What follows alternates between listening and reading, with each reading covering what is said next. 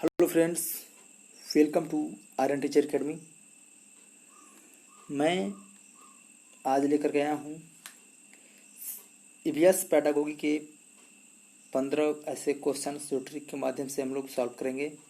तो आइए, EVS pedagogy class 2 में आपका स्वागत है। तो चलिए हम लोग चलते हैं पहले प्रश्न की तरफ। इससे पहले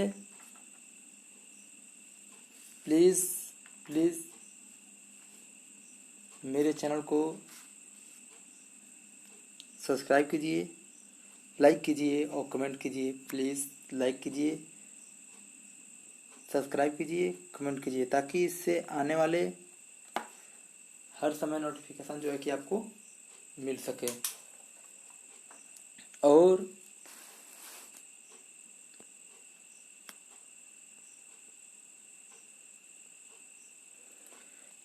चलिए, पहला प्रश्न प्राथमिक समाजीकरण है। ए, शुरुआती आयु में परिवार एवं मित्रों से सीखना। दूसरा, किशोरावस्था में समाज से सीखना। तीसरा, प्राथमिक स्तर पर समाज से सीखना। और चौथा है शिक्षकों का अनुकरण करना। तो इसमें आपका होगा ए सही। क्यों? क्योंकि बच्चे को समाजीकरण की शुरुआत बच्चे के परिवार, मित्र तथा लोगों से ही होती है, इसीलिए हमारा पहला ऑप्शन सही होगा। अब आइए दूसरा ऑप्शन, निम्नलिखित में से कौन सा कथन सही है? एकल परिवार देशज प्रथा सामान्य बात है। एकल परिवार बाल श्रम सामान्य बात है। दहेज तथा बाल श्रम सामाजिक बुराइयां। दहेज तथा बाल श्रम शहर सामान्य बात है। इसमें अगर देखें तो हमारा सी ऑप्शन सही होगा। क्यों? क्योंकि यार हम दहेज को रोक रहे हैं, दहेज प्रथा को रोक रहे हैं। तो इसको हम कहेंगे कि सामाजिक बुराइयों में जो है कि दहेज तथा बाल श्रम प्रमुख बुराइयां हैं। इन बुराइयों का प्रमुख कारण अशिक्षा, गरीबी है। इसलिए हम कहेंगे कि दहेज तथा बाल श्रम सामाजिक बुराइयां, ये वाला हमारा कथन सही है। अगला प्रश्न, कौन सी विशेषता परिवार की नहीं है? कम से कम 2 लिंग वाले व्यक्ति साथ में रहते हों, प्रत्येक सदस्य की आय भिन्न जमा की जाती हो, वे समान आवास, भोजन और समान सामाजिक क्रियाओं का उपयोग करते हो, सुरक्षा एवं बच्चों का साझा उत्तरदायित्व। देखिए, कम से कम 2 लिंग वाले व्यक्ति, यानी इसमें हमारा बी ऑप्शन हमारा सही होगा। क्यों? क्योंकि देखा जाए तो मनुष्य रहित सभी जीव जंतु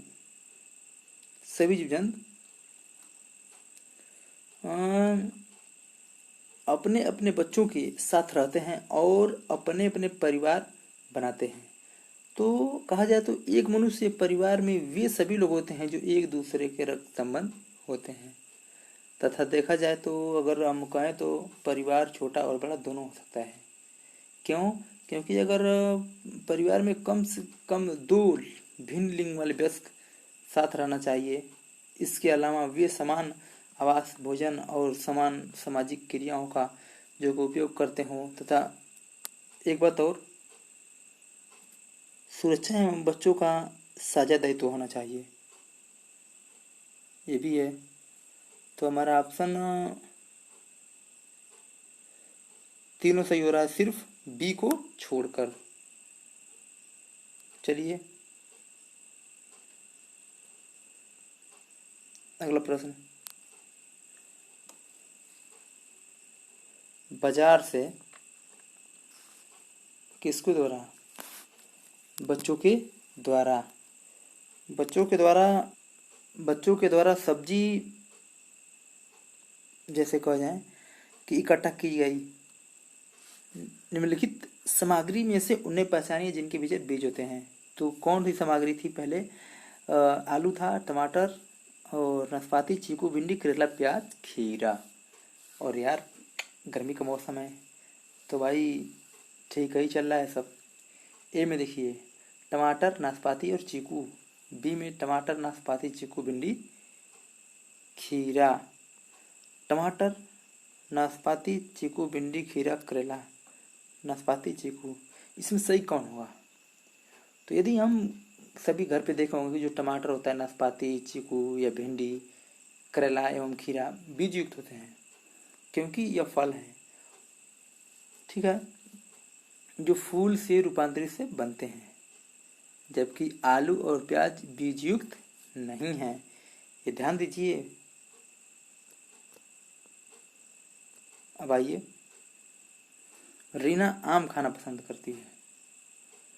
रीना आम खाना पसंद करती है, वह इन्हें जाड़े के लिए संरक्षित करना चाहती है। निम्नलिखित में से कौन सा तरीका संरक्षण के लिए सर्वाधिक उपयुक्त है?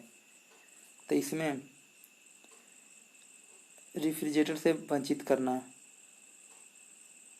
ये तो जो है कि पहले गलत है भाई। वंचित कर देंगे तो वैसे ही रेफ्रिजरेटर में सब जो है कि रखने से सब अच्छे खासे ताज़े रहते हैं, संरक्षित रहता है, तो उसको हटा देंगे। प्लास्टिक के थैले में रखना है, ये गलत है। जूस तैयार करना और वायुरोधी डिब्बे में संचित करना, ये गलत है।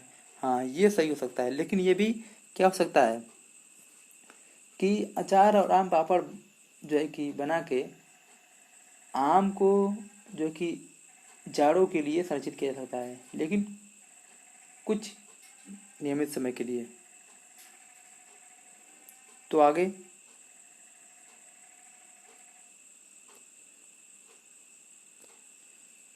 निम्नलिखित में से समूहों में से उन समूह को चुनिए जिसमें खाना पकाने के तरीके दिए गए हों। सेक कर, उबाल कर, बेल कर, तल कर, भिगो कर, भून कर, सेक कर, तल कर और भून कर, उबाल कर, गूंथ कर और भून कर। तो देखिए ये तो बहुत सिंपल है। क्यों? क्योंकि घर पे ही बनाया जाता है। तो देखे होंगे ऑप्शन सी होगा। क्यों? क्योंकि पहले, अच्छा, सेक कर, उबाल कर और बेलेंगे नहीं, बी छोड़िए, सेक कर, तल कर और भून कर। सेकेंगे, तलेंगे, फिर भूजेंगे। सेकने के बाद जो है कि तलेंगे, तल के बाद फिर भून कर, गलत है। उबालने के बाद गूथेंगे, ये नहीं, यानी हमारा बी ऑप्शन। क्यों? क्योंकि खाना पकाने का तरीका है सेक कर, तल कर और भून कर। इसी तरीके से ही खाना बनाया जाता है। निम्नलिखित में से भोजन बनाने का कौन सा तरीका अच्छा है? सब्जी को काटना और तब उन्हें चलते पानी में धोना। सब्जी को काटने के लिए सब्जी को काटने और पकाने के पहले उन्हें कुछ समय तक धूप में रखना। बैक्टीरिया नष्ट करने के लिए सब्जियों को गहरा जो है कि तलते हुए पकाना। और सब्जी को अच्छी तरह से धोना फिर काटना। इसमें डी ऑप्शन सही होगा, क्योंकि भोजन बनाने का सबसे अच्छा तरीका ये है कि सबसे पहले आप सब्जी को अच्छी तरह से धो लें, फिर तब उसके बाद काटें, यानी हमारा डी ऑप्शन क्या होगा? हमारा सही होगा। तो आइए अगला क्वेश्चन। पके हुए चावल को रेफ्रिजरेटर में अपेक्षाकृत लंबे समय तक प्रचित किया जा सकता है, क्योंकि रेफ्रिजरेटर में कुछ ऐसे रसायन होते हैं जो रेगाड़ुओं को नष्ट कर देते हैं। ये तो अलग बात है। तापमान कम होने पर रेगाड़ू निष्क्रिय हो जाते हैं, इसको भी देख लेते हैं। रेगाड़ू कम ताप पर नष्ट हो जाते हैं, इसको देख लेते हैं। कम ताप पर भोजन की नमी तत्व घट जाता है। अब देखिए, यदि हम ध्यान दें तो पके हुए चावल जो कि रेफ्रिजरेटर से बाहर रखे रहने की अपेक्षाकृत अधिक समय तक ठीक बने रहते हैं, क्योंकि इसका कारण है कि लंबे जो है कि कम तापमान पर चावल खराब करने वाले रेगाड़ू क्या होते हैं? निष्क्रिय हो जाते हैं। तो ऑप्शन हमारा बी सही होगा। कौन सी होगा? बी।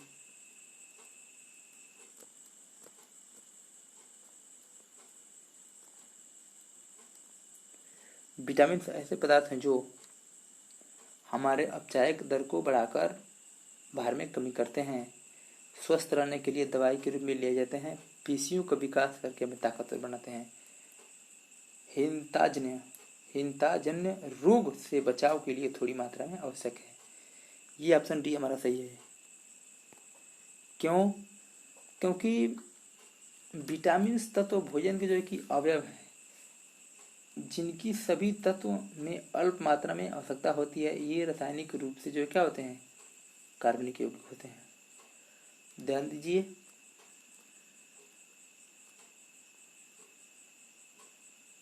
ग्रामीण क्षेत्रों में अब आ गया कि जो है कि ग्रामीण क्षेत्रों में गाय के गोबर से, ग्रामीण क्षेत्रों में गाय के गोबर से झोपड़ी दीवारों और फर्श को लिपा जाता है। क्यों क्यों लिपा जाता है? देखिए भाई, थोड़ा सा समझिए कि ग्रामीण क्षेत्रों में जो है कि गाय के गोबर से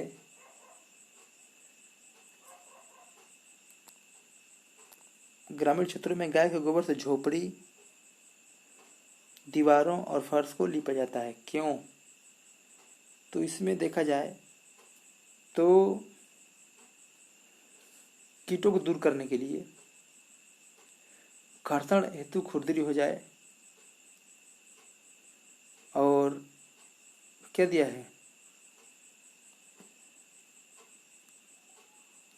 चिकना और साफ बनाने के लिए। तो इससे देखा जाए तो ग्रामीण क्षेत्रों में झोपड़ी की दीवारों को जो है कि फर्श को लीपने के लिए गोबर का प्रयोग किया जाता है, ताकि कीड़े मकोड़े दूर रहें। यानी कीड़े मकोड़ों को दूर रखने के लिए किया जाता है।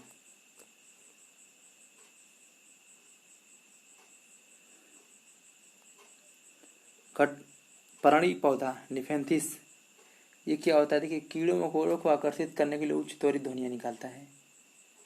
और बी यानी कामुक छोटी कांटी से ढका होता है। सी भारत में पाया जाता है। डी मेढकों, कीड़े मकोड़ों और चूहे को चालाकी से फंसाकर खा जाता है। ये ऑप्शन डी हमारा सही होगा। क्यों सही होगा देखिए बता रहे हैं। क्योंकि पर्णी पौधों की पत्तियां पूर्ण रूप से उनका कुछ भाग सुराही आकार का होता है, जिनकी लंबाई 1 इंच से 1 फुट तक देखी गई है। अगर कहा जाए तो ये पौधे मेढकों, कीड़े मकोड़ों और चूहों को चालाकी से फांस कर खा जाते हैं सब। तो इसके बाद हमारा अगला प्रश्न कि नीचे दिए गए सभी जानवरों के जो है कि निम्नलिखित विशेषता बताई गई है। छिपकली, गौरैया और सांप कछुआ। वे अंडे देते हैं, वे जहरीले होते हैं, वे भूमि जल दोनों में रह सकते हैं, उनके शरीर सल्क से ढके होते हैं। तो ये सही होगा, क्योंकि वे अंडे देते हैं। क्यों? छिपकली, सांप, गौरैया, कछुआ सभी अंडे देते हैं, और अंडे देने वाले जंतु अंडुज कहते हैं, तथा जो बच्चे देते हैं उन्हें जराजुज कहते हैं। यानी हमारा ये कौन सा ऑप्शन, ये ऑप्शन सही होगा। आइए अगले क्वेश्चन की तरफ।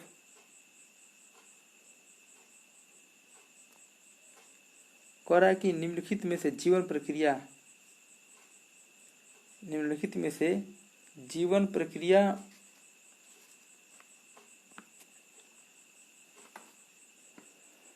का कौन सा युग्म पेड़ पौधों और जीव जंतु दोनों को मिलाता है?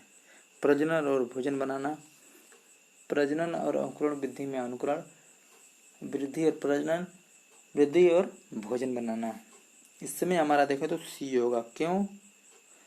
क्योंकि पेड़ पौधे अंकुरण, जो कि जीव जंतु देखा जाए तो जीव जंतु अंकुरण गलत हो जाएगा।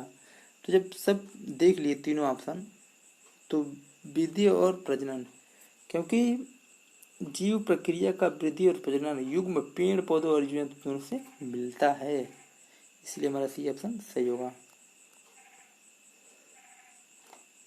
बाढ़ में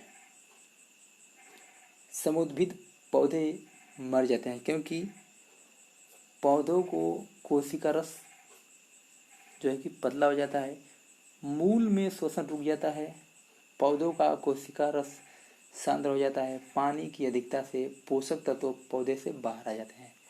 इसमें हमारा होगा सी। क्यों? क्योंकि बाढ़ में जो है कि समुद्रविद पौधे जो मर जाते हैं, पौधे का जो है कि कोशिकारत श्रांत हो जाता है। तो इस तरह से हमारा ईवीएस पैरागोगी के 15 क्वेश्चन समाप्त हुए। तो प्लीज़ लाइक कीजिए, शेयर कीजिए, कमेंट कीजिए और इसी तरह हमारी वीडियो देखते रहिए प्लीज़।